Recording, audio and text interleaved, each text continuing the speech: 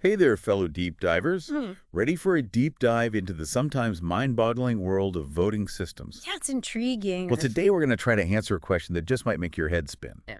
Is democracy mathematically impossible? Whoa, that's a big one. It is.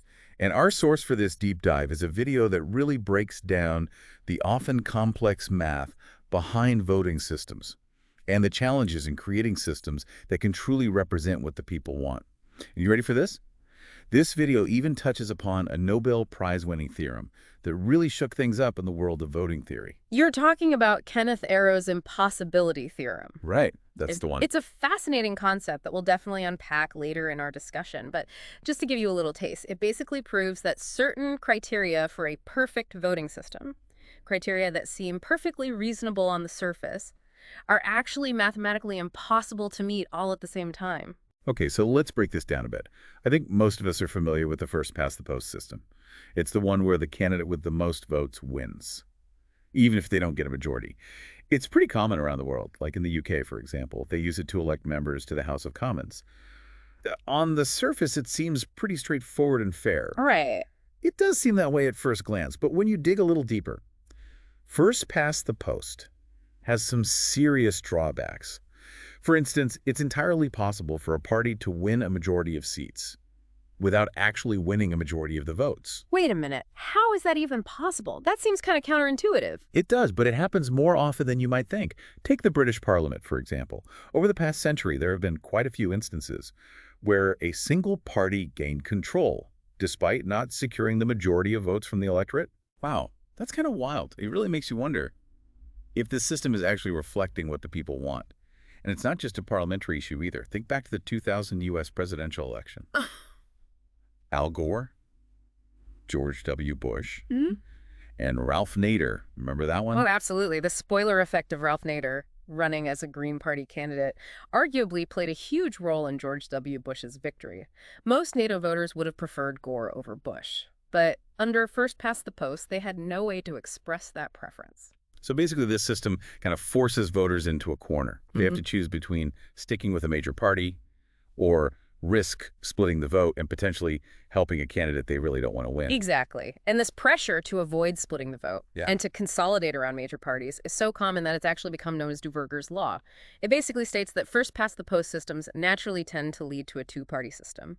Similar parties end up competing for the same pool of voters, and they end up weakening each other and strengthening the dominant parties. So then what's the solution? How do we create a voting system that avoids these problems and allows for a more nuanced and representative outcome? Well, the video introduces the concept of instant runoff voting, also known as ranked choice voting. It's where voters get to rank their preferences. So if their top choice doesn't get enough votes, their vote goes to their second choice, and so on, until someone reaches a majority. It definitely sounds like a step in the right direction, at least on the surface. It addresses some of the issues with first-past-the-post by letting voters express more nuanced preferences. It could reduce the spoiler effect, encourage more candidates to run, and lead to a more diverse and representative political landscape. And get this, the video even tells a story about the 2013 Minneapolis mayoral race, where instant runoff voting actually seemed to create a much more harmonious election. They had 35 candidates running for the job. And it seems like this ranked choice system encouraged a surprising level of civility among the candidates. They even ended up singing Kumbaya together at a debate. Can you imagine that happening in today's political climate? It's a charming anecdote, and it really highlights how different voting systems can completely change the dynamics of an election. When candidates know they need those second and third choice votes to win, they're more likely to reach out to a wider range of voters and try to avoid alienating potential supporters. But let's be real for a second. I have a feeling there's got to be a catch, right? Is instant runoff really the magical solution to all of our voting woes? Well, not quite. Even this seemingly fair system has its quirks. It turns out that in certain situations, it's actually possible for a candidate who does really poorly in the first round to actually improve their chances of winning in later rounds. Hold on, how is that even possible? That sounds totally counterintuitive. Let me give you a hypothetical example. Let's say we have an election with 3 candidates: Einstein, Curie, and Bohr.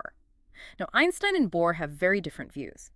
While Curie represents a more middle-of-the-road position, initially Bohr might be in the lead, But then he makes some big mistake, something that really alienates a lot of his supporters.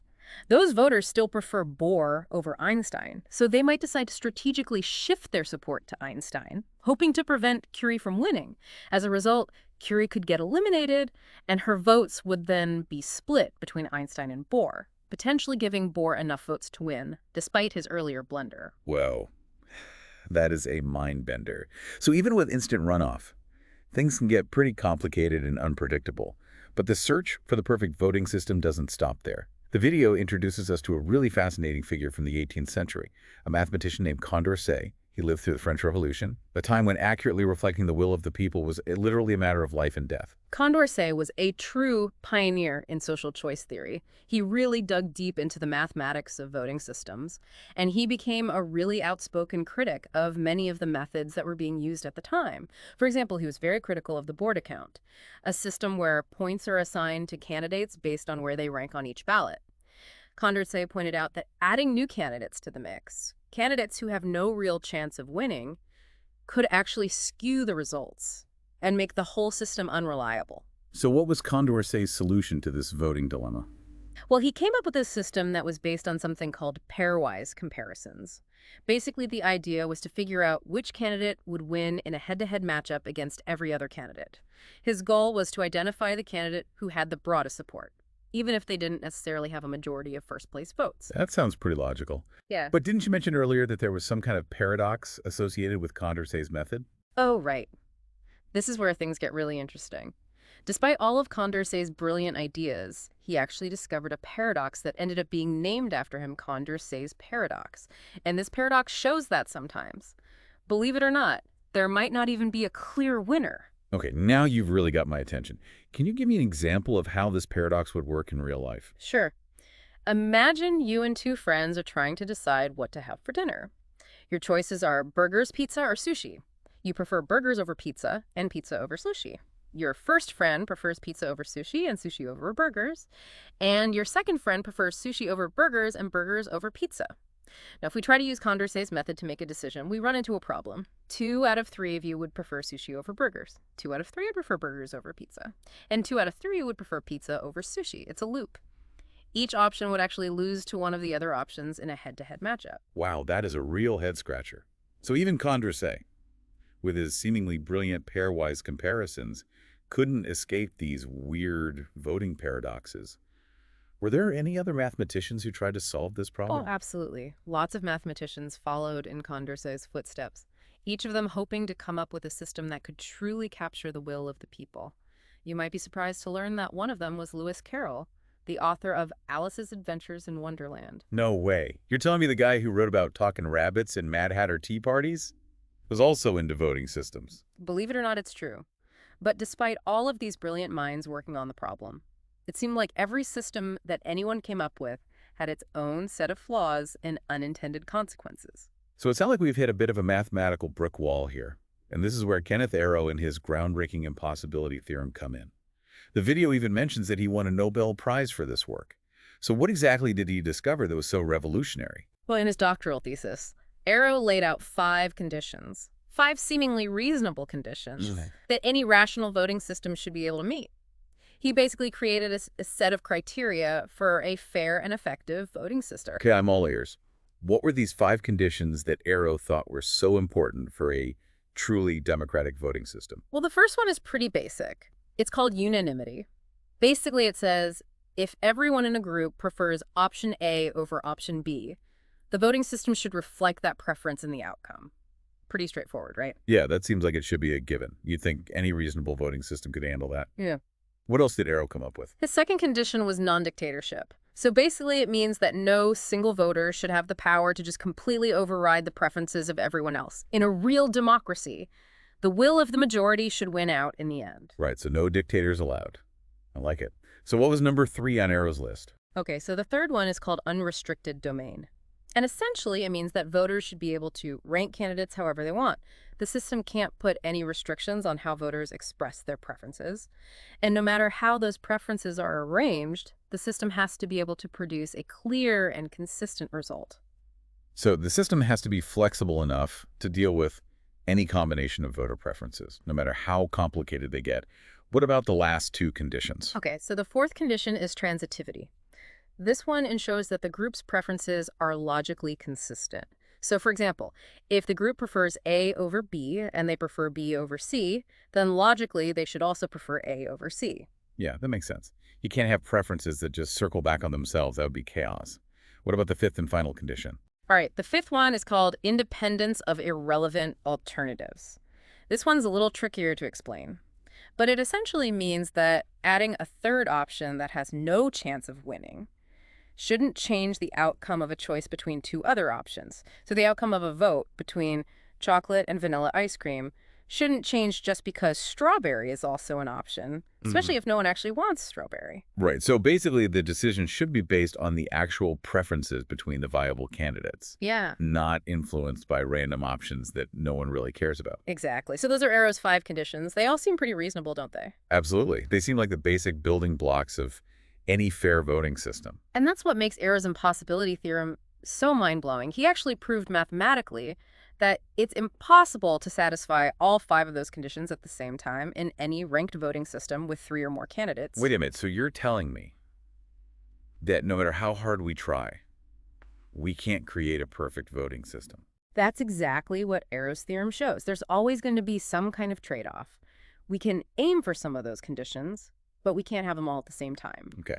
I'll admit that's a little disheartening, but I'm curious, how did Arrow actually prove this? How do you mathematically prove that something is impossible? It's a fascinating proof, and the video does a really good job of breaking it down. Basically, Arrow imagines a bunch of different voting scenarios, and he gradually changes the votes one by one to see how those changes affect the overall outcome. So he's basically playing around with different combinations of voter preferences Yeah. to see if he can find any situation where all 5 of his conditions are met. Exactly. And through this process, he identifies something called a pivotal voter. This is a voter whose preference can single-handedly change the outcome of the entire election. Hold on. Are you saying that one single voter could have that much power? That sounds an awful lot like a dictatorship. Didn't Arrow's second condition specifically rule out dictatorships? That's the point. What Arrow shows is that if you try to create a system that meets all 5 of his conditions, you inevitably end up violating the non-dictatorship condition.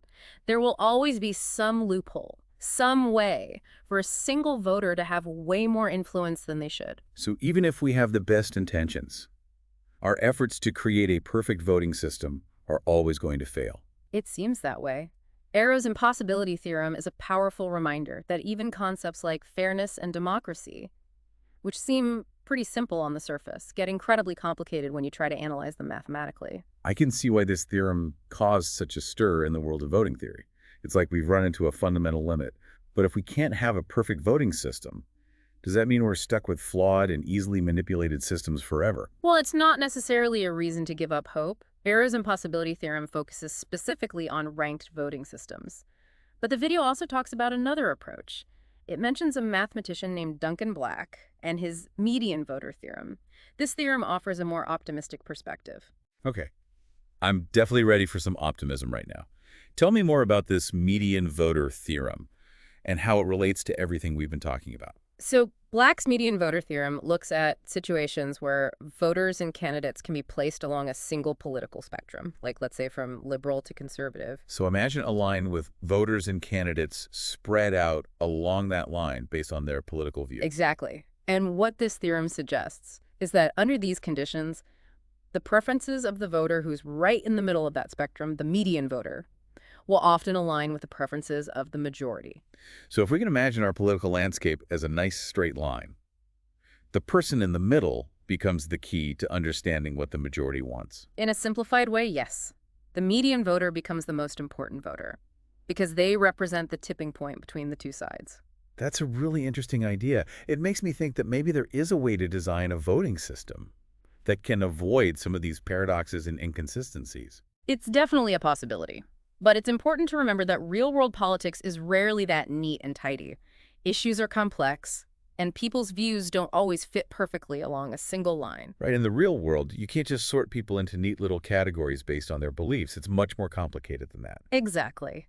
But even if the median voter theorem isn't a perfect solution, it highlights how important it is to understand how voter preferences are distributed. So where do we go from here?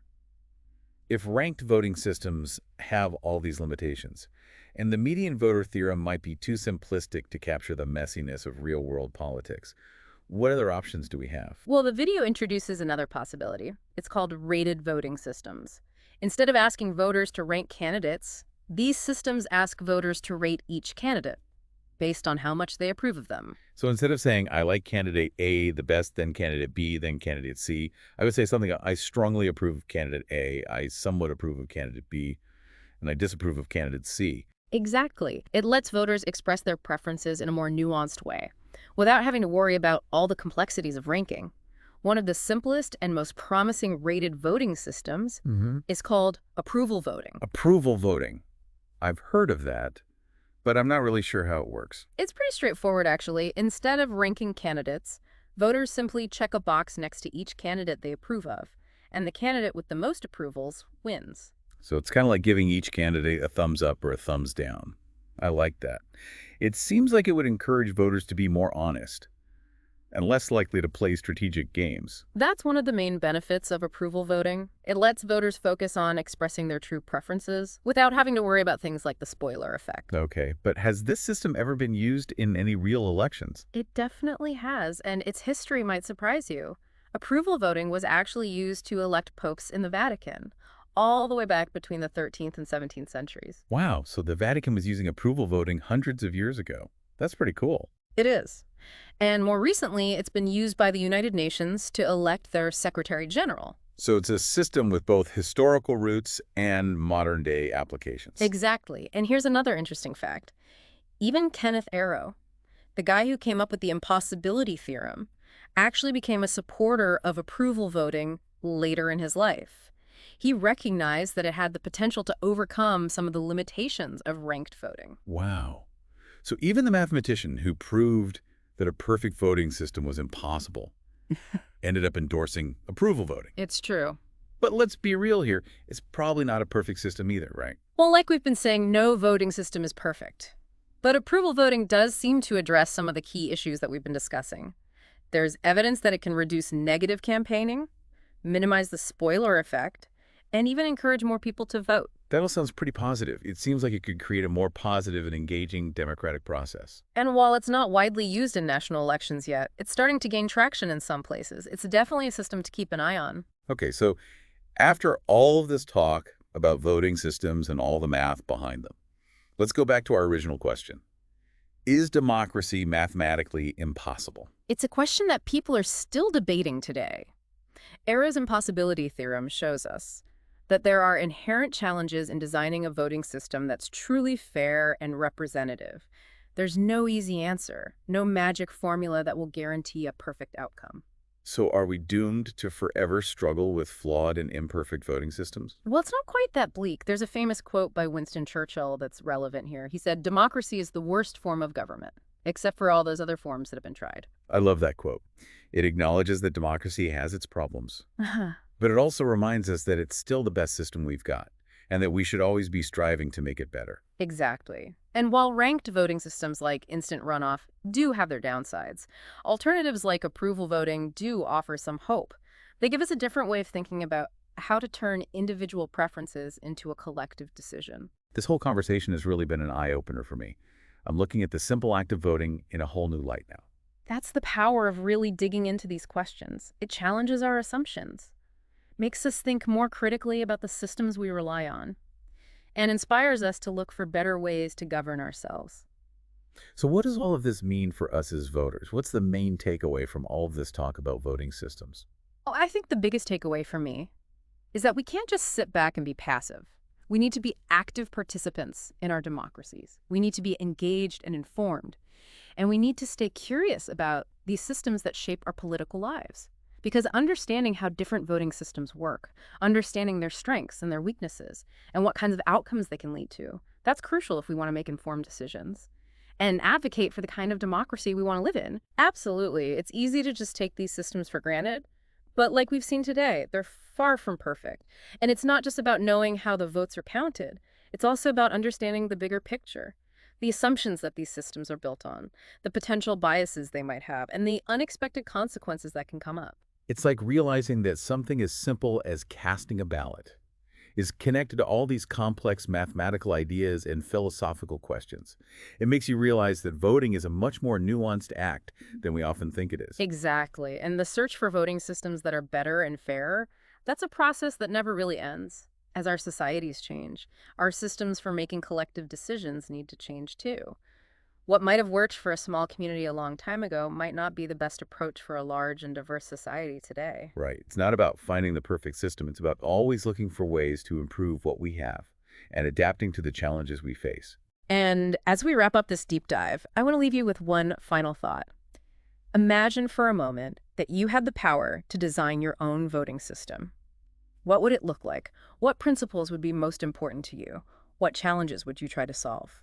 That's a really great question to think about. It is. It really makes you think critically about what we want from our democracies and how we can actually achieve those goals. Yeah. And maybe, just maybe, by having these kinds of conversations, by questioning our assumptions and exploring new possibilities, we can move a little bit closer to a more perfect, or at least a more functional form of democracy. It's a goal worth striving for. Because in the end, democracy is all about participation. It works best when we actively engage with its complexities, when we challenge its imperfections, and when we work together to make it better. Couldn't have said it better myself. Yeah. And on that note, we've reached the end of our deep dive into the world of voting systems.